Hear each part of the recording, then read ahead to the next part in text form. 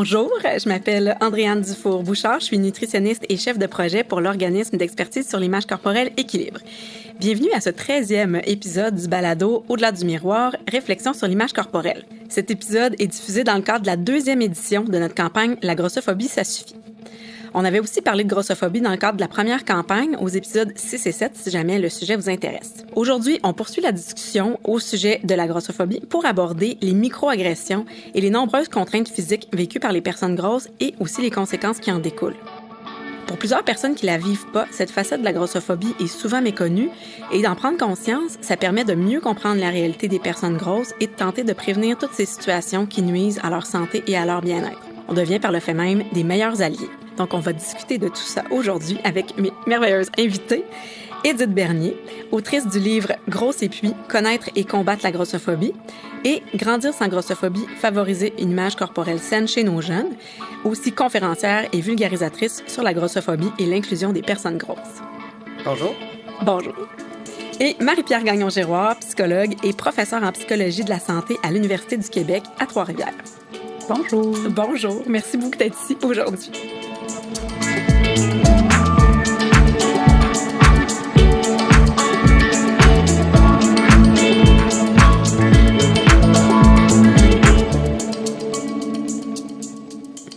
Donc, avant de commencer, j'aimerais ça qu'on prenne un petit moment définition pour qu'on ait en tête un peu la même base quand on parle de grossophobie et de microagression. Donc, est-ce que vous pourriez me dire comment vous la définissez, la grossophobie d'abord?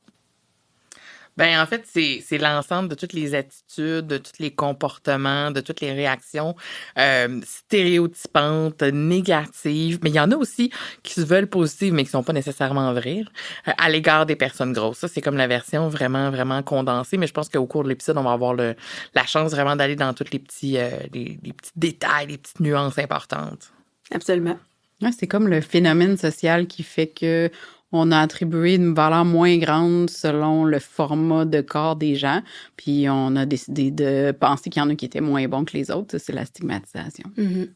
Puis aussi tout l'environnement dans lequel on vit, souvent qui est pas vraiment conçu pour des corps qui sont diversifiés. C'est un peu comme la grossophobie dans les lieux, dans les espaces aussi. On va en parler aussi de tout ça. Puis on avait fait une définition justement de la grossophobie dans le cadre de la première édition de la campagne aussi. Puis on se disait que même toute la valorisation de la minceur, la peur de prendre du poids qu'on a collectivement, ben ça découle aussi de la grossophobie, là.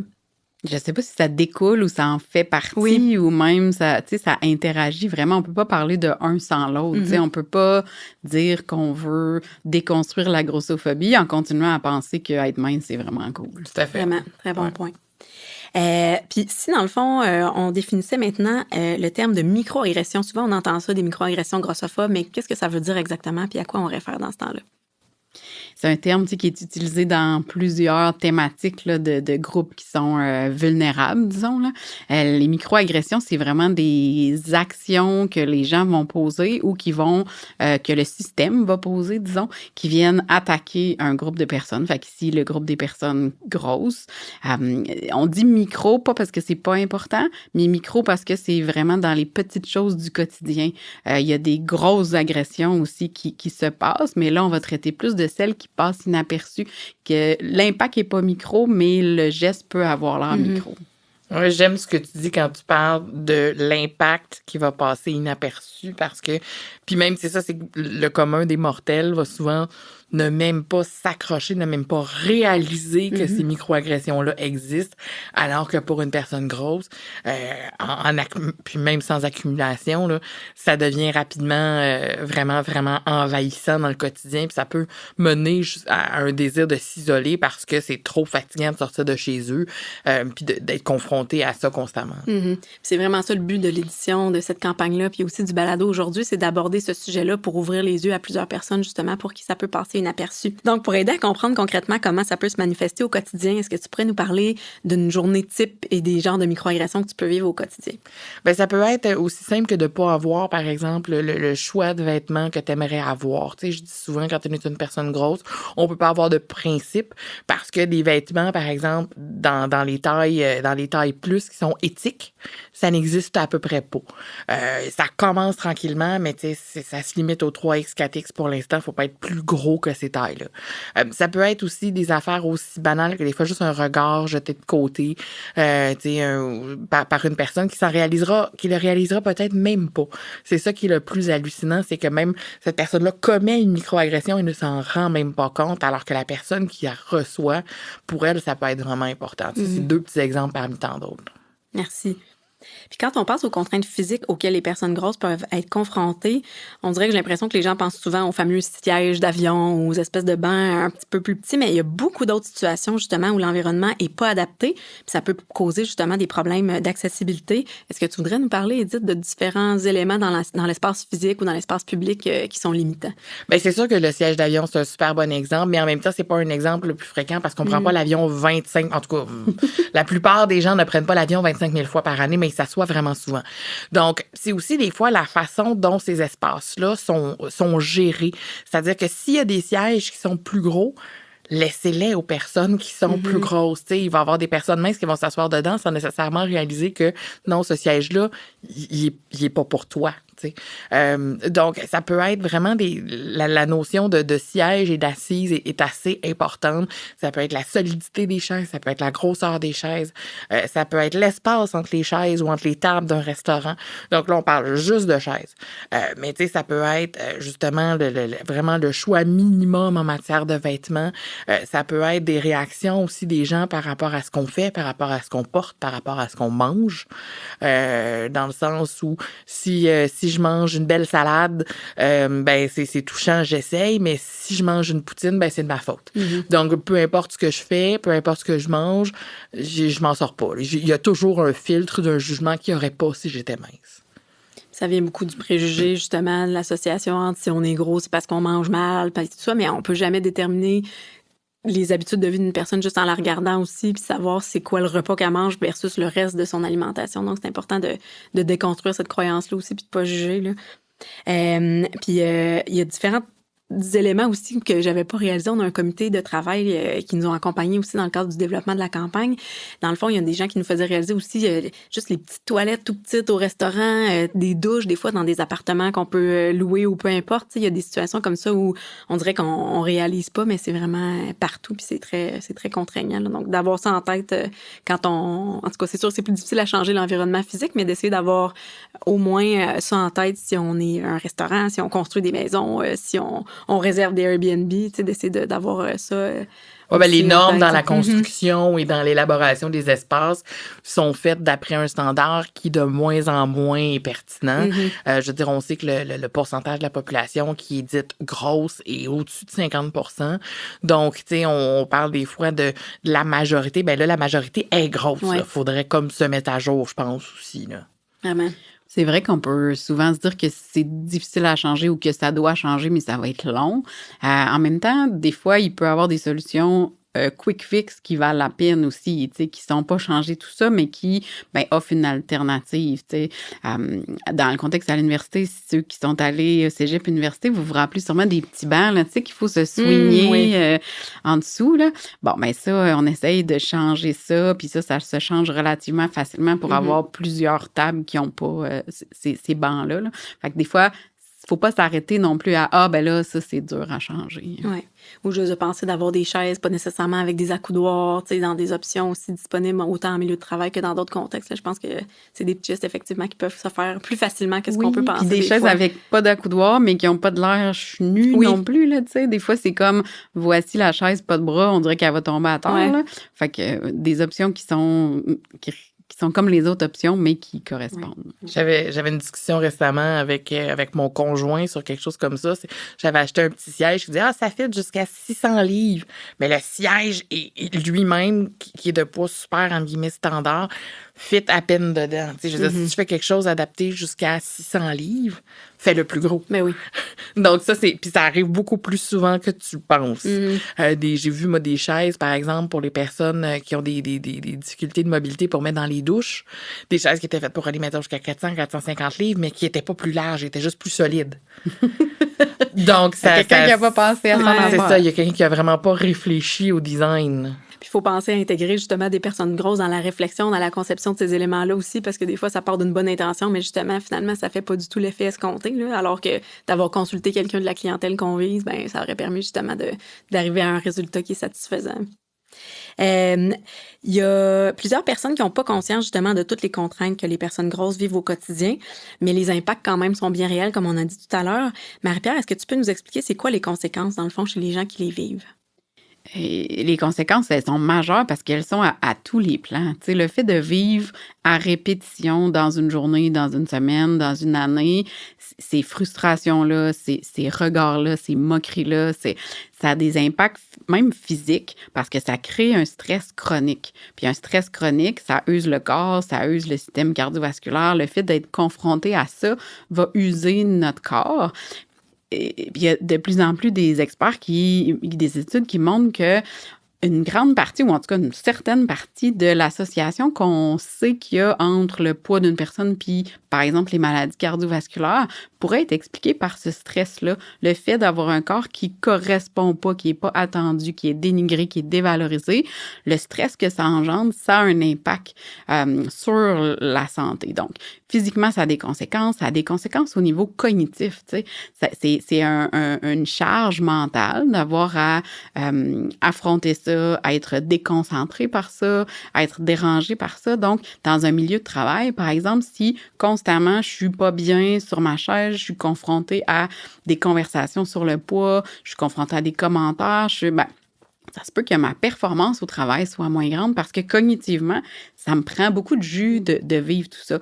Bien sûr, ça a des impacts émotionnels. Ça fait vivre de la honte, ça fait vivre... ça peut être très destructeur pour l'estime de soi. Puis même comportementalement, ça a des effets parce que les gens vont éviter. C'est pas le fun d'être confronté à ça. Donc, la personne va se dire, je vais essayer d'en vivre peut-être le moins possible, peut s'isoler, peut éviter des choses qui sont bonnes pour elle. Fait que ça a des impacts vraiment à tous les niveaux. Donc, et là, c'est là qu'on se retrouve que les personnes grosses sont pas à l'aise de faire de l'exercice en public. Mm-hmm. Ça fait que les personnes grosses vont se blesser dans leur milieu de travail parce qu'ils ont des espaces de travail qui sont mal adaptés, qui vont être probablement plus absents souvent. Et là, ça va perpétuer le mythe de la personne grosse, maladive ou en mauvaise santé, alors que le problème, il est pas à son niveau, à lui ou à elle, mais au niveau de l'espace. Puis demander une accommodation, c'est pas toujours évident. C'est pas toutes les entreprises, c'est pas toutes les organisations qui ont, de un, qui pensent de l'offrir, de deux, qui ont les moyens de le faire. Faut être malheureusement réaliste. Puis de trois, qui ont la bonne foi de le faire. Parce qu'il y en a qui vont demander, par exemple, un billet médical pour faire des sessions d'ergonomie, d'ajustement. Et là, avoir un billet médical, ça peut être un parcours du combattant, surtout si on a à dealer avec des professionnels de la santé qui sont grossophobes. Donc, ça peut être un cercle, finalement, où on a blessure, frustration, isolement, maladie. Ça peut être assez complexe comme cycle et surtout, justement, un cycle qui est très difficile à briser. Mm-hmm. Puis souvent, ça part un peu de l'idée. Souvent, les gens se disent, bon, là, il faut que la personne grosse s'aide à se prendre en main. Si elle n'est pas bien dans sa peau, ça va lui donner un petit élan. C'est beaucoup ce que les gens pensent, à tort, bien sûr. Mais de comprendre à quel point ça aide pas les personnes, puis au contraire, même ça leur nuit, puis ça rajoute à tous les autres éléments qui peuvent être plus contraignants, je pense que c'est une bonne prise de conscience pour vouloir arrêter, justement, d'avoir ces réflexions-là, ces préjugés-là, puis d'essayer d'être des meilleurs alliés. Là, on va en parler tout à l'heure aussi. Oui, parce qu'il y a un défi aussi, c'est que c'est pas seulement chez les personnes non grosses qu'il y a beaucoup de croyances à l'égard des personnes grosses, mais il y a beaucoup de personnes grosses qui croient qu'elles sont responsables de leur état, de leur situation, et qu'elles ne méritent pas d'accommodation, de modification de leur espace. Elles ne méritent pas qu'on les accompagne et qu'on satisfasse leurs besoins. Donc, c'est ça aussi qui crée un défi, c'est que entre deux personnes grosses, les deux pourraient réagir complètement différemment dans la même situation. Il y en a une qui pourrait dire « Non, c'est de ma faute, je suis responsable, je ne mérite pas qu'on m'aide. » Et l'autre pourrait dire « Non, je mérite qu'on m'accommode parce que sinon je vais me blesser, sinon je vais être absente, sinon je vais mal faire mon travail. » Puis là, on parle juste d'un exemple de travail, mais tu sais, ça peut être plein d'autres choses aussi, là. Vraiment bon. C'est la même chose pour les vêtements. C'est comme si il y a des personnes grosses qui ont l'impression que c'est pas légitime de vouloir être confortable, pas légitime de vouloir être s'habiller comme elles veulent en se disant ben j'ai juste à pas être grosse. Puis ça devient vraiment très triste cette impression-là de pas mériter d'être confortable, pas mériter d'avoir juste pas de malaise ou pas d'inconfort. Je connais pas la charte par cœur, là, mais j'imagine que c'est un droit humain là, de pas être mal dans un endroit qu'on fréquente tous les jours. Vraiment. Merci pour ces précisions-là. Puis, tu sais, on en a parlé souvent, mais à quel point il y a beaucoup de facteurs qui influencent le poids d'une personne, puis à quel point une grande partie de ces facteurs-là sont hors de notre contrôle. Donc, ça aussi, c'est un autre élément à recadrer dans nos perceptions, là. Donc, on réfère souvent au terme de microagression quand on parle de grossophobie. Mais encore une fois, pour les personnes qui les vivent pas, ça peut être difficile à comprendre ou à concevoir. Tantôt, Édith, tu nous parlais justement d'un petit regard un peu croche qu'on peut recevoir ou des genres de choses comme ça. Mais comment est-ce que les microagressions affectent ton quotidien? Puis j'imagine, comme tu disais, Marie-Pierre aussi, c'est beaucoup en plus la répétition, tous les éléments aussi autour. Mais comment ça se passe dans le fond? Bien, c'est sûr qu'à un moment donné, bon, moi, avec le travail que j'ai fait de façon personnelle puis de façon publique aussi, puis les actions que j'ai prises, les mouvements qu'on a essayé de créer pour justement sensibiliser à la grossophobie, à un moment donné, je commence à m'endurcir un peu, mais ça n'a pas toujours été le cas. Tu sais, je veux dire, à un moment donné, des gens qui vont réagir, par exemple, à ce que tu manges, commenter sur ce que tu manges, juste parce que t'es grosse. Quelqu'un dit, ah, ben, pour quelqu'un qui fait un régime ou pour quelqu'un qui a ta shape, devrais-tu en reprendre 2 fois? Devrais-tu manger des frites? Tu devrais pas manger d'autres choses à la place? Donc, ça nous fait nous questionner sur, tu sais, ça met en doute notre propre intelligence, notre propre capacité à prendre soin de nous, notre propre respect de nous-mêmes. C'est vraiment mettre en doute notre humanité presque, là. Ça peut être des « Ah, mais non, t'es pas grosse, t'es belle ». Non, c'est pas exclusif. Tu peux être belle et grosse en même temps. « Oh, mais t'as tellement un beau visage, ça serait plate. » Tu sais, si je dis ça pour ta santé, je dis ça parce que je m'inquiète pour toi. Si tu t'inquiètes pour moi, demande-moi comment je vais.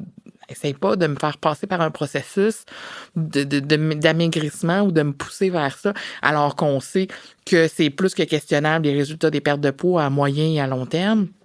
Et ça aussi, on en parle, vous en avez parlé dans d'autres épisodes, j'en suis certaine.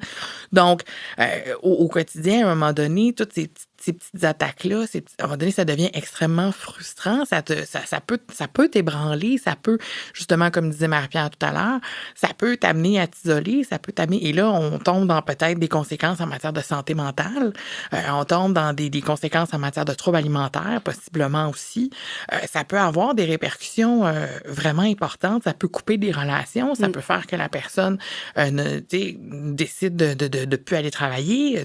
C'est fou tout ce que ça peut avoir comme répercussion, juste parce que il y a quelqu'un qui... Puis des fois, il y a des journées où on est plus en forme que d'autres aussi. Il y a des journées où on est mieux capable que d'autres de gérer ces micro-agressions-là. Mais tombe sur quelqu'un sur une journée fragile, tu peux faire des dommages assez sévères à cette personne-là. On le voit en clinique, tu sais, des gens qui, des années après, vont se rappeler de moments très, très, très précis, tu sais, qui peuvent avoir semblé sur le coup passer en blague ou passer comme ça, ou mais qui s'en rappellent dans un détail tellement triste, là, puis ça devient traumatique comme souvenir, tu sais. La fois que la madame à l'épicerie m'a dit telle affaire, puis là, les gens restent pris avec ça, puis ils pensent quotidiennement, tu sais, à ces moments-là. Fait que je pense qu'on peut pas sous-estimer cet impact-là, puis c'est l'impact sur, te dis, comme si ça remet en question notre intelligence, notre humanité, c'est que ça remet en question notre valeur comme personne. Puis on a décidé de dire que notre apparence puis notre capacité à contrôler cette apparence-là, c'était un des principaux vecteurs de compétences puis de valeurs personnelles, là. On a fait un deal social, on s'est dit, je pense qu'on va se dire que le monde qui sont capables de faire ça sont bons puis ont plus de valeur. Fait que à chaque micro-agression, c'est comme un rappel de... Ben toi, tu es dans le groupe moins bon. Toi, tu es dans le groupe pas capable de. Toi, tu es dans le groupe incompétent. Puis se faire dire qu'on est dans ce groupe-là, ben il y a rien qui tue plus un désir de changement, puis d'être bien, puis de faire des actions pour être bien. Parce que si je vaux rien, ben ça sert à quoi, tu sais, de vouloir investir, de vouloir trouver des façons que je sois mieux. Fait que c'est ça qui est le plus triste, là, de tuer le sentiment de valeur, puis que ça va rester pour des années dans la tête de la personne. Puis tu parles d'avoir des souvenirs très précis d'événements traumatiques, puis j'en ai comme 3 ou 4 là, qui se sont popés dans la tête juste d'en parler. Ça peut être quand je faisais des classes de spinning au gym, puis quelqu'un qui me dit « Ah, on est juste le 15 janvier, garde-toi-en pour toute l'année. » Tu sais, mais ça faisait 6 mois déjà. J'étais là avant que lui commence. Tu sais, puis honnêtement, j'étais vraiment meilleure que lui. Puis, tu sais, ça peut être des choses, je vais chercher des frites au comptoir de prêt-à-manger, même pas pour moi, tu sais, puis même si c'était pour moi, c'est pas des affaires de personne. Puis là, il y a un monsieur qui me fait signe dans un français approximatif, tu sais, puis fait ses bras comme si j'étais une grosse personne qui me fait « Ah non, tu devrais pas manger ça, c'est pas bon. » tu sais. Ou la meilleure de toutes, c'est la collègue qui vient me voir et qui me dit, parce qu'il y avait un genre de groupe style Biggest Loser dans le bureau. Et la dame vient me voir dans toute sa candeur et qui me dit « Edith, c'est à quelle heure la rencontre du groupe? » J'ai dit « Le groupe. » Elle dit « Oui, la rencontre à midi, c'est à quelle heure? C'est dans quel local? » J'ai dit « Je sais pas de quoi tu parles. » Elle dit « Ben oui, la rencontre du groupe de perte de poids, tu dois être dedans. » Oh! Fait que, tu sais, regarde, là, 3, là, comme ça, qui me sont venus juste le temps que Marie-Pierre évoque la chose. Puis ça, c'est sûr que j'en ai probablement d'autres aussi. Donc, tu sais, des histoires à l'épicerie, entre autres, là, c'est particulièrement hallucinant, là. Donc, c'est vrai que ces choses-là, il y en a qui me sont arrivées, là, il y a plusieurs années, mais je m'en rappelle encore comme si c'était hier. Je trouve toujours que ça fait l'effet d'une collection tellement triste, là. Oui. Tu sais, de bocal alignés, puis la personne est prise avec ces bocaux-là. Je me rappelle d'une petite fille qui disait, elle était un peu plus vieille, mais elle disait qu'elle s'était fait dire « Je veux pas jouer avec toi parce que ton nombril est trop profond. » Puis c'est une drôle de façon, tu sais, de le dire, mais pour elle, ça avait été tellement marquant, cet élément-là, qu'elle avait, je sais pas, elle était vraiment petite, tu sais, mais c'était rappelé de ça. Donc, même quand ça arrive enfant, ça arrive plus tard, puis là, la personne continue à collectionner ça, là, de force, là, tu sais, tous ces moments-là qui s'additionnent, puis tant mieux, tu sais, Edith, si avec le temps, tu te renforces, tu sais. Mais je suis sûre qu'il y en a encore qui se rajoutent dans tes bocaux, puis je trouve que c'est une collection épouvantable. Ouais, puis c'est une collection de force. Force. C'est très bien dit quand tu parles d'une collection de force. Parce qu'il y a personne qui se rappelle de ces souvenirs-là avec aucune forme de plaisir. Non. Puis tantôt, justement, tu parlais des exemples de commentaires comme justement, tu devrais faire attention, je m'inquiète pour ta santé, je m'inquiète pour toi. Tu sais, c'est quoi les genres d'autres petits commentaires comme ça qui peuvent avoir l'air bienveillants ou qui peuvent être émis avec une intention en pensant justement que ça va aider la personne, mais qu'on devrait éviter de faire parce que justement, ça entretient toutes sortes de préjugés ou ça contribue à remplir les bocaux qu'on veut pas remplir. Là.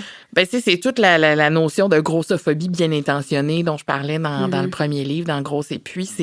C'est des gens qui pensent vraiment qui font le bon geste en disant « Je m'inquiète pour toi, je dis ça pour ta santé, je veux que tu vives longtemps, je dis ça parce que je t'aime, ah, tu serais tellement plus belle, ah, tu pognerais plus avec les petits gars ou les petites filles. » Tu sais, ça va vraiment très, très, très loin ce que les gens se permettent de dire en se disant « Ah, ben je le dis pour ton bien. » Tu sais, ouais, mais je veux dire, tu peux aussi dire pour mon bien que, tu sais, je fais juste attention à toi dans le cadre ou les façons que tu es capable de le faire. Puis, parce qu'il y a des gens, si tu dis, ben, fais attention à toi, mais mange pas trop, tu sais, parce qu'on parle beaucoup de faire de l'exercice, de santé, tout ça, mais on évite beaucoup la question des troubles alimentaires. Des troubles alimentaires chez les personnes grosses, ça existe.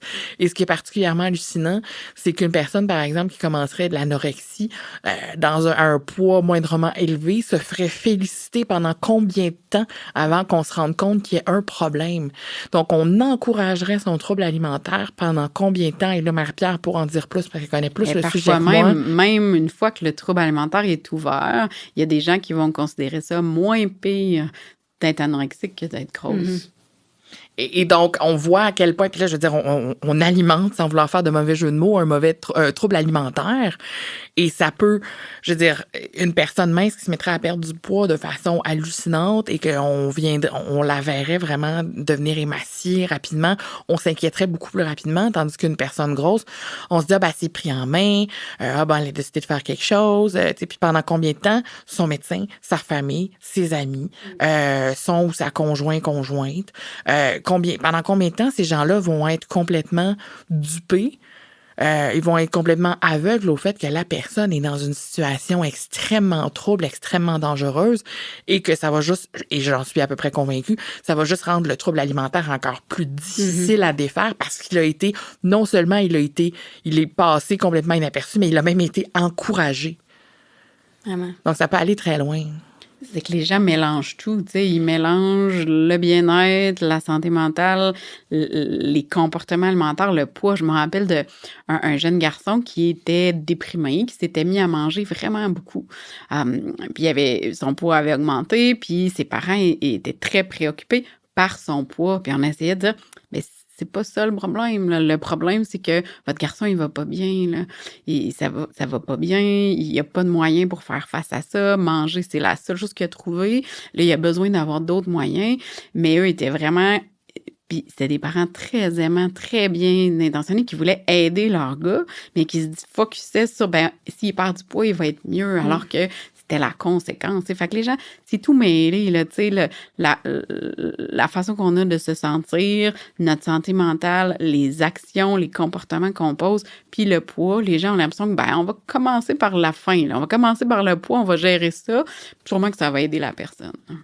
Alors que souvent, le poids, c'est le résultat de plusieurs choses sur lesquelles on a ou pas du contrôle. Donc, tu sais, c'est un mélange de génétique, de contexte socio-économique, de questions de santé, de questions médicales. Oui, de questions individuelles, mais des questions individuelles qui sont teintées par tes relations, par ton éducation, par l'argent que tu as dans tes poches ou que tu n'as pas dans tes poches, tu sais. Tantôt, tu parlais, Edith, tu sais, quand on disait un peu, les gens font des commentaires pour aider la personne à se prendre en main, là, je mets des gros guillemets, mais est-ce que tu voudrais nous expliquer justement à quel point et pourquoi c'est pas aidant? Tu sais, qu'est-ce qu'on devrait faire à la place de faire ce genre de commentaires-là si on veut être bien intentionné et bienveillant? Déjà, ce commentaire-là, on l'a entendu 8 millions de fois, de 8 millions de sources différentes. On l'a entendu à la télé, on l'a entendu par nos profs d'éducation physique, on l'a entendu de notre médecin ou de l'infirmière, on a entendu de collègues, d'amis. Tu sais, en tout cas, des fois, c'est questionné si ça devrait rester des collègues ou des amis, mais là, on tombe dans la grossophobie bien intentionné probablement, fait que c'est extrêmement complexe. Là, je dis pas de plus parler à vos amis qui veulent votre bien, mais des fois ils le veulent peut-être tout croche, enfin. Mais en bout de ligne, ces messages-là, à force de, tu sais, on tombe justement aussi encore dans l'agression, on tombe dans créer de la frustration, et ces messages-là ne donnent rien parce que, je veux dire, on se les fait répéter tout le temps, puis c'est comme si, voyons, tu comprends pas? Ben oui, je comprends, mais c'est juste ça marche pas. Tu sais, c'est pas simple de même. C'est pas juste une question de bouger moins, de bouger plus et de manger moins. C'est pas juste une question de changer qu'est-ce qu'il y a dans mon frigidaire. En somme toute, c'est vraiment beaucoup plus complexe et c'est vraiment ce qu'on peut faire à la place, c'est plus demander à la personne de quoi elle a besoin. Peut-être qu'elle a besoin d'absolument rien. Peut-être qu'elle n'a pas besoin de support. Peut-être que, déjà, ça se peut qu'elle ait déjà implanté des super bonnes habitudes de vie. Ne pas prendre pour acquis que parce qu'une personne est grosse, elle mange pas bien, elle sait pas cuisiner, elle a des mauvaises habitudes de vie, qu'elle est pas active. De pas prendre pour acquis que cette personne-là est célibataire. C'est niaiseux de même, là. Mais moi, il y a combien de personnes qui pensent que je suis pas en couple, là? Je serais curieuse de savoir les chiffres. Et peut-être qu'on peut reconnaître aussi que ces commentaires-là se veulent bienveillants, mais visent surtout à mettre en valeur le fait que la personne elle-même se trouve très bonne de faire certaines choses, tu sais. Fait que c'est comme si la personne elle-même se valorise et se trouve très bonne je vais prendre tes gros guillemets, contrôler son alimentation ou son corps, puis là, veut répandre cette bonne nouvelle de combien cette personne-là est bonne, puis c'est ça qui fait que des fois, c'est dur de s'empêcher de faire ce genre de commentaires-là, mais c'est faux de penser que c'est toujours bienveillant. Puis on dirait qu'il y a des gens qui ont des expériences personnelles, tu sais, qui sont tellement positives que justement, ça part d'une bonne intention d'avoir envie de faire transmettre ça à tout le monde, mais il faut se rappeler que tout le monde est très différent aussi, puis ce qui fonctionne pour un fonctionne pas toujours pour l'autre aussi, là. Ça fait un peu le parallèle avec la culture des diètes, les messages, ah oui, c'est sûr que ça va fonctionner, si tu mets plus d'efforts, ça va fonctionner. C'est ça aussi, ça contribue beaucoup à entretenir plusieurs préjugés grossophobes, là, le fait qu'on on pense qu'on a le contrôle puis que si on voulait assez, ça serait simple, mais c'est vraiment pas le cas parce que si ça fonctionnait, ça fait longtemps qu'il y aurait des gens qui auraient trouvé la solution puis une industrie qui s'enrichit déjà, mais qui s'enrichirait encore plus. Il y a beaucoup d'exceptions aussi qui confirment les règles. Les quelques personnes qui ont eu, par exemple, des pertes de poids vraiment importantes avec telle ou telle méthode, de un, on sait pas combien de temps ça a duré ou ça va durer, mais ces personnes-là sont souvent vraiment beaucoup mises de l'avant, tu sais, avec les fameux avant-après et tout. Et je veux dire, on dit, ouais, mais regarde, une telle a réussi, ça doit dire que ça doit se faire, tu sais, sauf que il y en a combien qui ont échoué de un, puis cette personne-là, sa réussite, entre guillemets, va durer combien de temps et à quel prix surtout? Est-ce que la personne est devenue orthorexique? Est-ce que la personne a une relation super malsaine avec son corps? Est-ce que la personne a une relation complètement perturbée avec l'exercice? Ça lui a coûté quoi dans sa vie à cette personne-là pour se rendre là?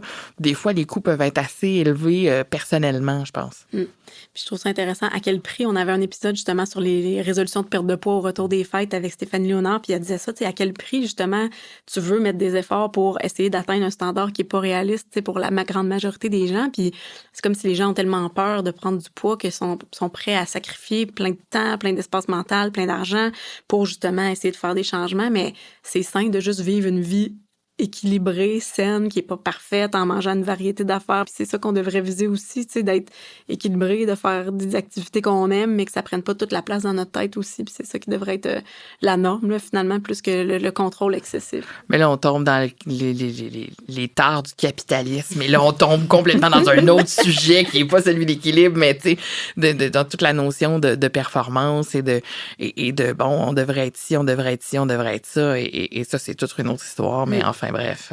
Et les gens perdent de vue, pour aller dans la vie du capitalisme, les gens perdent de vue leurs privilèges. C'est comme si eux ont l'impression qu'ils ont fait des gros efforts puis qu'ils sont arrivés, par exemple, à perdre du poids, mais ils perdent de vue que ces grands efforts-là partent quand même d'une position très privilégiée. Là, quand j'enseigne en psychologie de la santé, c'est des jeunes de 20 ans qui ont les conditions financières, qui ont une famille qui les aime, qui vivent dans des conditions très facilitantes, puis qui disent « Mais moi, j'y vais beaucoup au gym, puis je mets beaucoup d'efforts. Puis c'est ça qui me permet de contrôler mon poids. » Puis ils sous-estiment à quel point, t'aimes ça, faire ça, t'es habitué de faire ça. Quand tu y vas, tu ressembles à tout le monde qui est là. C'est très facile et agréable. Tu as un sentiment d'appartenance. Tu as un corps qui correspondait déjà pas mal aux standards.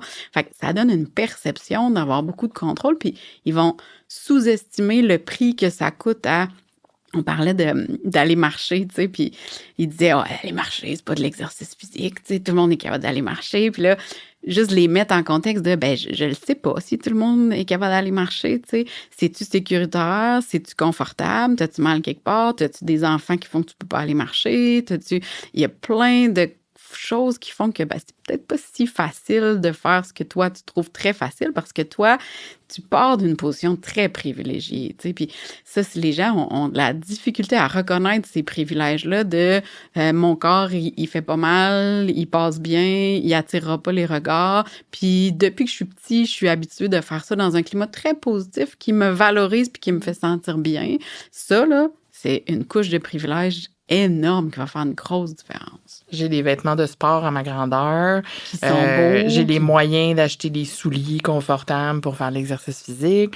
Je me fais pas regarder tout croche, peu importe ce que je fais. Donc, ça peut continuer extrêmement longtemps, tout ça, là. Eh oui, c'est pas mal plus le fun d'aller au gym dans cette position-là. C'est sûr.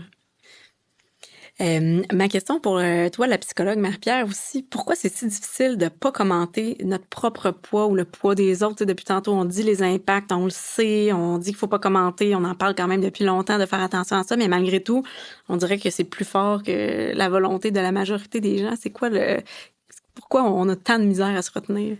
Et on dirait que ça repose sur cette idée-là on appelle ça la surévaluation de l'apparence sur l'estime de soi. Ça veut dire que mon sentiment de valeur dépend vraiment de quoi j'ai l'air. Puis si je peux pas atteindre exactement ce que je veux, je vais au moins dire que j'en suis conscient, que je suis pas correct. C'est comme de dire, en partant, je le sais que je suis pas exactement comme il faudrait, mais je le sais, fait que c'est correct.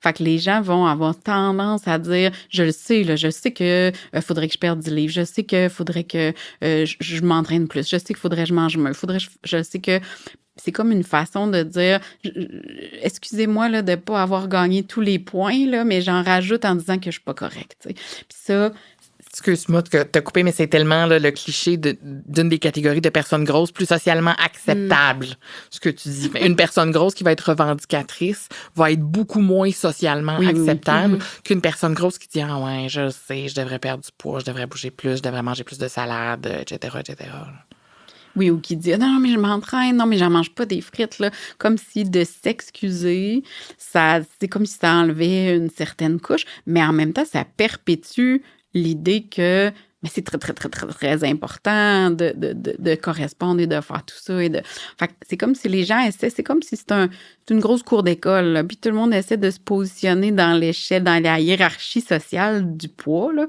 puis en disant, mais je vais gagner quelques échelons si je suis capable de dire que je suis pas correct. Mais c'est tellement, ça génère tellement de honte puis d'humiliation en même temps d'avoir à faire ça que ça fait pas, ça aide pas à se sentir mieux avec soi-même. Mais je pense que c'est une des choses qui fait que c'est très difficile pour les gens de toutes les silhouettes de pas commenter. Soit ils sont très fiers, puis ils ont besoin d'être haut dans l'échelle, puis ils veulent que tout le monde soit bien au courant de où ils sont dans l'échelle. Soit ils essayent de regagner une coupe d'échelons en disant, là, je le sais là, qu'il faudrait que je m'améliore un peu. Tu sais, tu parlais justement des personnes grosses qui se disent quand on essaye, là, on gagne un petit peu d'échelon, mais il y a aussi des personnes qui font des commentaires à leur endroit, là, genre, je devrais perdre un petit 10 livres, tu sais, mais toi, t'es correct comme ça, tu sais, en s'adressant à la personne grosse, en voulant justement dire, toi, t'es correct, moi, je juge pas ça, mais moi, il faudrait que je maigrisse aussi, tu sais. Ça aussi, ça a un impact, même si la personne dit à la personne grosse, non, mais toi, t'es correct, tu sais, ça reste quand même quelque chose qu'on devrait éviter. Peux-tu nous expliquer pourquoi, Marie-Pierre? Absolument, parce que ça crée un phénomène, je vais dire des termes fancy, là, ça crée un phénomène d'endogroupe, exogroupe. Ça, c'est un principe d'exclusion où l'endogroupe, c'est les meilleurs, puis l'exogroupe, c'est ceux qui sont considérés comme moins bons. Fait on va le dire plus simplement, c'est comme si en disant ça, ce que la personne dit, c'est « moi, je suis dans la bonne gang. Fait que dans ma gang de cool, il faut que je sois au niveau. Toi, tu es dans l'autre gang. Fait que tu n'as pas besoin d'atteindre ce niveau-là. » Mais c'est excluant parce que ce que ça dit, c'est on n'est pas dans la même gang. On fait pas partie de la même gang alors qu'on est tous des humains, là. Mais ce principe-là va créer un sentiment très grand d'exclusion on n'est même pas au même niveau, on n'est même pas dans la même réalité. Fait que toi, ton corps, il appartient à une réalité des personnes grosses qui sont comme, de toute façon, tu vas être dans ce groupe-là de gang moins bon. Fait que fais-toi-en pas avec ça. Moi, je veux rester dans mon groupe de meilleurs, de dominants. L'endogroupe, c'est le groupe dominant. Fait que c'est le groupe qui décide c'est quoi la norme. Fait que là, moi, je suis dans ce groupe-là. Fait que là, je me préoccupe de à quel point je réussis. Mais toi, préoccupe-toi-en même pas parce que tu fais pas partie de nous. Puis ça, ça peut être des relations très intimes, des amis. Se faire dire par une amie, toi, t'es pas dans la même gang que moi, c'est particulièrement blessant. Fait en faisant ça, on a l'impression qu'on protège, de dire, toi, c'est pas la même chose, mais c'est pas la même chose un peu moins bon, tu sais, c'est ça que ça sous-entend dans le fond. Fait que ça a quelque chose de très, très violent. Tu sais, on parle de microagression, ça, c'en est une où les gens vont avoir l'impression qu'ils font la bonne chose. Puis l'idée, c'est pas, OK, je comprends que pour toi, ton 10 livres, ça te préoccupe, parfait. C'est pas la bonne personne à qui en parler. Je sais pas c'est qui la bonne personne, là, ton psy, j'imagine, mais d'en parler à ton ami que son corps est gros, c'est pas la bonne personne parce que c'est violent ce que tu es en train de faire. Là, justement, on a parlé de tous les impacts, de à quel point des fois on n'est pas conscient, mais il y a quand même des impacts négatifs. Donc, j'imagine, moi en tout cas, clairement, ça me fait beaucoup ça, mais qu'on a envie de devenir des alliés, on a envie d'essayer de changer nos perceptions, nos préjugés, de soutenir les personnes grosses. Mais dans le fond, tu sais, on veut pas non plus tomber dans victimiser les personnes grosses. Il y a comme un équilibre des fois qu'il faut trouver. On sait pas toujours quoi faire. C'est quand même souvent un sujet assez tabou pour certains, quoique pas du tout pour d'autres. Mais tu sais, souvent quand on réalise justement tout l'impact, là, on a l'impression un peu de marcher sur des œufs. On veut bien faire. Donc, comment on peut devenir non seulement des alliés, mais des bons alliés, faire la bonne chose? Donc, Édith, selon toi, c'est quoi un bon allié ou une bonne alliée? Puis est-ce que tu as des exemples concrets à nous donner? Un bon allié, c'est vraiment une zone, c'est vraiment un rôle qui est extrêmement délicat. Les lignes entre être un bon allié puis être un allié tout croche peuvent être extrêmement fines parce que c'est un rôle où on veut prendre une place, mais il faut pas prendre toute la place, mais il faut pas hésiter à prendre sa place. Dans le sens où si c'est quelque chose, la lutte contre la grossophobie, l'inclusion des personnes grosses qui nous tient à cœur, allez-y, faites ce que vous pensez qui est correct, mais oubliez pas, il y a un proverbe qui dit quand on danse avec des aveugles, faut pas oublier de les toucher de temps en temps. Oubliez pas de toucher les gens autour de vous pour voir si vous êtes pas dans leur bulle, si vous allez pas trop loin. Dans le sens où vous êtes, je vais donner un exemple, on est dans un contexte où il y a par exemple des personnes grosses, des personnes non grosses, et là, il y a des messages grossophobes qui commencent à circuler. Ça se peut qu'il y ait une personne grosse qui se lève et qui se dise, moi, je trouve ça inacceptable, ça n'a pas sa place. Là, c'est le temps de l'appui, comme Ali. C'est le temps de dire, oui, t'as raison, et là, d'embarquer. Faut pas nécessairement attendre non plus la réaction de la personne grosse, parce que ça se peut que la personne grosse ne réalise pas l'ampleur et le drame de la grossophobie, parce qu'on sait qu'il y a des personnes grosses qui sont grossophobes. On en a parlé plus tôt dans l'épisode. Donc, c'est le temps de dire, de se lever comme allié, ne pas compter sur les personnes grosses pour se défendre elles-mêmes, parce qu'il y en a qui ne réalisent pas qu'elles méritent d'être défendues. Donc là, on peut se lever et prendre la place, mais la priorité, je pense, puis c'est la même chose dans différents types d'oppression. Je pense que la première place pour se défendre, pour prendre une place, c'est vraiment les personnes qui sont concernées. Donc, de leur laisser le champ libre en premier. Et là, si ces personnes-là agissent, on les soutient. Si ces personnes-là n'agissent pas, là, on peut essayer de prendre le flambeau et de dire, écoutez, je pense que c'est des propos, des réactions, des discours qui sont inacceptables. Les personnes grosses ne méritent pas d'être traitées comme ça. Et peut-être que ça pourrait même servir de wake-up call à des personnes grosses qui vivent encore et qui acceptent encore la grossophobie. Donc, ça peut être un rôle absolument crucial et life-changing, le rôle d'allié. Mais c'est important de savoir que si c'était une voiture, on n'a pas le siège d'en avant. Donc, il faut savoir prendre sa place, mais ne pas prendre toute la place. Je pense que ça serait vraiment dans la définition la plus complète que je peux donner, ça serait ça. Mais il faut aussi savoir s'informer, il faut faire nos devoirs si on veut être un allié, pour savoir justement c'est quoi les tendances, c'est quoi les discours qui tiennent autant du niveau grossophobe que du niveau anti-grossophobie, parce que si on veut répondre à la grossophobie, il faut savoir qu'est-ce qui se dit. Donc, on a à peu près, si on veut être un bon allié, on a à peu près autant de travail à faire qu'une personne grosse qui se veut anti-grossophobe. Et en plus, réaliser justement, gérer la sensibilité, gérer les situations une à une, c'est un rôle supplémentaire, c'est une exigence supplémentaire qu'on a quand tu es un allié. Moi, je veux dire, étant une personne grosse, j'ai le beau jeu, j'ai le beau rôle, entre guillemets. T'sais, moi, si je parle de grossophobie, c'est ma job, entre guillemets. Mais une personne mince qui s'avance et qui parle de grossophobie, c'est plus délicat parce qu'elle parle d'un endroit de privilège, comme Marie-Pierre parlait, et donc elle parle des fois de choses qu'elle n'a pas, qu'il ou elle n'a pas vécues, parce que ça se peut que ce soit un ancien gros ou une ancienne grosse personne. Donc c'est là que ça devient particulièrement, et il faut faire attention aussi de pas avancer des messages qui sont irréalistes. Donc c'est extrêmement délicat, mais je pense que c'est un rôle qui est extrêmement important et on n'en aura jamais assez d'alliés. C'est ça qui est important, je pense. Puis c'est de tenir compte aussi du fait que les personnes grosses ne sont pas toujours là ou ne sont pas toujours aptes ou en mesure ou qui n'ont pas toujours envie de défendre leurs intérêts. Et c'est là, en fait, que le rôle d'allié devient particulièrement important.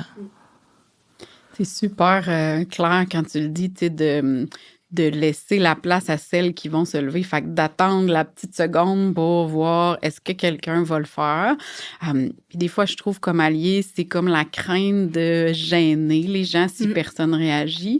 Puis je pense qu'une des choses qui peut amoindrir ça, c'est de pas cibler la personne. Tu sais, si on est autour d'une table, puis là, ça va pas les commentaires, je décide que j'interviens, ben je dirais pas, ben voyons, ça dit pas ça, regarde, tu mets une telle mal à l'aise. C'est ça, c'est comme de remettre le spotlight. Fait que si moi, je décide que personne a agi, puis là, c'est moi qui agis, ben c'est mon idée, là. Je ne veux pas aller recruter du monde qui sont restés silencieux, là. C'est moi qui parle. Dans le sens où c'est ça, pas aller mettre le spotlight ou pointer, tu sais, une telle, elle doit pas être bien. Fait que je pense que ça, c'est la petite délicatesse aussi. Puis des fois, je trouve que le rôle d'allié est comme en prévention. Tu sais, si je sais que ce groupe d'amis-là a ces propos-là, ben peut-être c'est ma job aussi d'en parler avant que la personne qui est ciblée par les commentaires soit là, tu sais, pour prévenir d'une certaine façon pour pas juste réagir quand ben là c'est pas drôle ta joke là. OK, mais tu sais peut-être en amont on peut aussi faire des affaires. Ce qui est délicat aussi, c'est que souvent les alliés qui sont ce que j'appelle les alliés non concernés, c'est-à-dire que des alliés qui ne sont pas des personnes grosses ou qui n'ont jamais vécu avec un corps gros, c'est clair que la question n'est pas si c'est une question de bonne volonté. Quand tu deviens allié, généralement c'est une question de bonne volonté. Mais c'est que des fois ils vont, je pense entre autres dans les médias, des fois ils vont aller prendre la place d'une personne grosse qui pourrait s'exprimer, qui a le vécu, mais qui des fois va être prise moins au sérieux parce qu'on va dire c'est plus émotif, c'est plus personnel, alors qu'on va choisir une personne mince pour aller en parler, on va dire là ça doit être vrai si même les personnes minces en parlent. Donc c'est là où il ne faut pas encourager le fait qu'on prend les alliés plus au sérieux que les personnes concernées. Mm-hmm. Ça, c'est là que c'est délicat. Puis les alliés ont ce rôle-là de dire, écoute, moi, je suis juste un allié. Moi, je le vis pas. Moi, je suis une courroie de transmission. Je veux faire de la sensibilisation. Je veux aider ces gens-là, mais je ne sais pas tout ce qu'ils vivent. Je viens justement d'un endroit de privilège et je pense que la parole, elle devrait aller d'abord et avant tout aux personnes concernées qui ont envie de parler, qui ont envie de s'avancer. Et ça, on le sait qu'il y en a de plus en plus. Pour parfaire notre rôle d'allié, évidemment, on peut penser, comme tu disais, à bien faire nos travaux, nos devoirs, s'informer et justement aussi déconstruire des préjugés, des mythes qui entretiennent la grossophobie, autant chez nous-mêmes que chez les autres, parce que des fois, ça a commencé par nous, les préjugés qu'on a internalisés aussi. Puis il y a une croyance erronée, justement, et qui est très problématique, dont j'aimerais ça qu'on parle. Il y a des gens qui croient, évidemment, à tort, que les personnes grosses sont grosses parce qu'elles choisissent l'option facile. Tu sais, souvent, c'est ça, tu veux pas faire l'effort de changer. Donc ça, c'est une croyance, je pense, qui est très étendue et qu'on devrait recadrer. Puis justement, avec toutes les microagressions dont on a discuté aujourd'hui, la grossophobie ambiante, je pense que c'est assez évident que personne ferait le choix de subir tout ça, donc que c'est tout sauf l'option facile. Je suis pas en train de dire non plus que toutes les personnes grosses sont mal dans leur peau ou s'acceptent pas. Ça aussi, c'est un autre mythe qui est assez tenace. Mais dans le fond, qu'est-ce que vous auriez envie d'expliquer aux personnes qui ont cette croyance-là qu'être gros ou grosse, c'est l'option facile? Tellement pas. C'est tellement pas le cas. Pour être une personne qui est grosse, qui vit dans un corps gros depuis à peu près toujours, je veux dire, et qui a essayé de perdre du poids à plusieurs reprises et que ça n'a... J'ai fait du yo-yo un peu comme une majorité de personnes qui ont essayé de perdre du poids, grosses ou pas. Et justement, si c'était l'option facile, c'est compliqué d'être une personne grosse.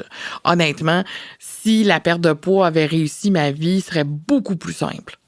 Donc, l'idée que c'est un choix de facilité est complètement erronée. On m'a déjà demandé une fois à une émission de télé, est-ce que tu penses que ta vie serait mieux ou est-ce que tu serais plus heureuse si tu étais plus mince? Puis ma réponse était, ma vie serait déjà beaucoup moins compliquée. Donc, c'est un choix, c'est pas un choix, en fait, c'est l'illusion d'un choix, parce que c'est un résultat de choses sur lesquelles on a très peu de contrôle dans une majorité de cas et des circonstances fluctuent dans la vie et c'est pas accessible à tout le monde, une perte de poids efficace, et c'est même pas accessible, c'est accessible à une minorité de personnes. Et donc, il faut réaliser qu'à un moment donné, les gens qui vivent dans un corps gros, peu importe la raison pour laquelle ils sont dans un corps gros, la majorité voit la complexité de vivre dans ce corps-là et tout devient un parcours du combattant, des fois, des choses qui sont purement banales, que ce soit justement acheter des vêtements, aller faire des courses à l'épicerie, se présenter dans un endroit pour faire du sport, trouver un siège, que ce soit dans un avion, que ce soit obtenir des soins médicaux. Tout ça devient extrêmement complexe, donc choix de la facilité, pas vraiment.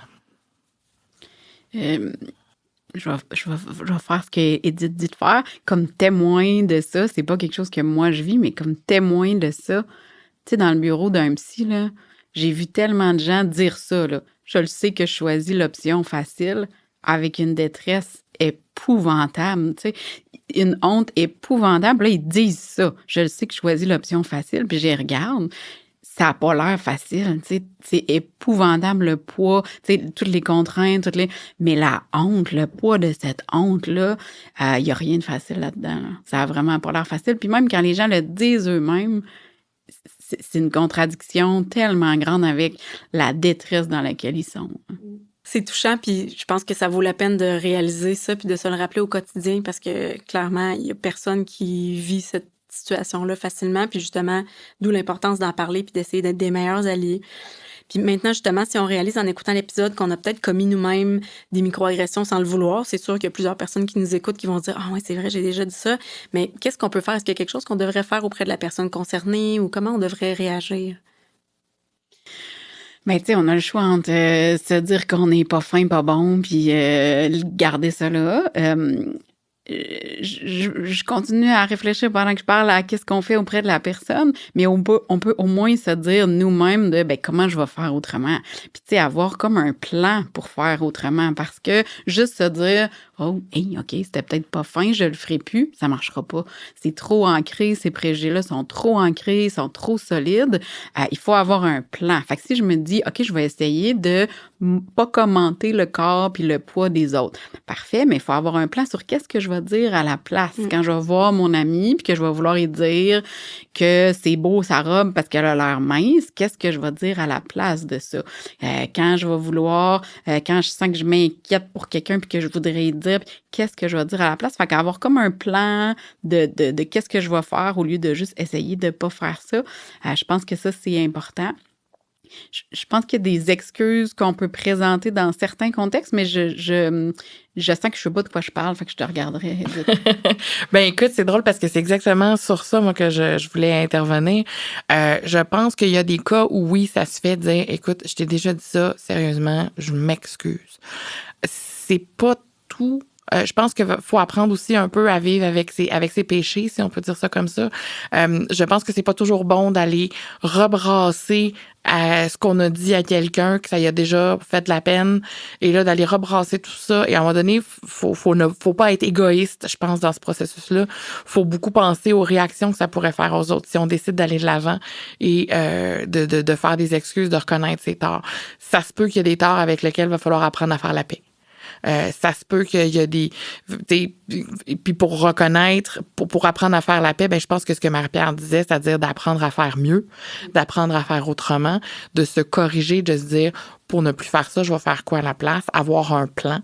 Je pense que ça, c'est une façon pour les fois où on sent que c'est peut-être pas une bonne idée de façon unilatérale d'aller dire hey, je t'ai dit ça, c'était pas correct, je t'ai dit ça, je m'excuse.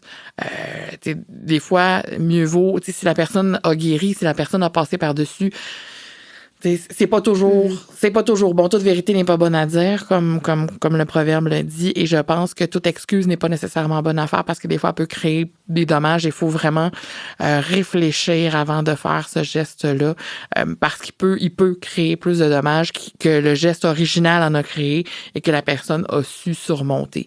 Donc, je pense qu'il faut apprendre aussi à vivre avec notre petite culpabilité si on a commis des gestes et apprendre à faire mieux. Et je pense que c'est comme ça qu'on peut justement essayer de surmonter les petites erreurs dont on est coupable et pour lesquelles on peut pas nécessairement réussir ou aller faire amende honorable sans faire plus de dommages. Oui, parce qu'une vraie excuse, c'est dur. Là. Une vraie excuse, c'est « je suis désolée, ce que j'ai dit était pas correct, puis je t'ai fait de la peine ». C'est tout.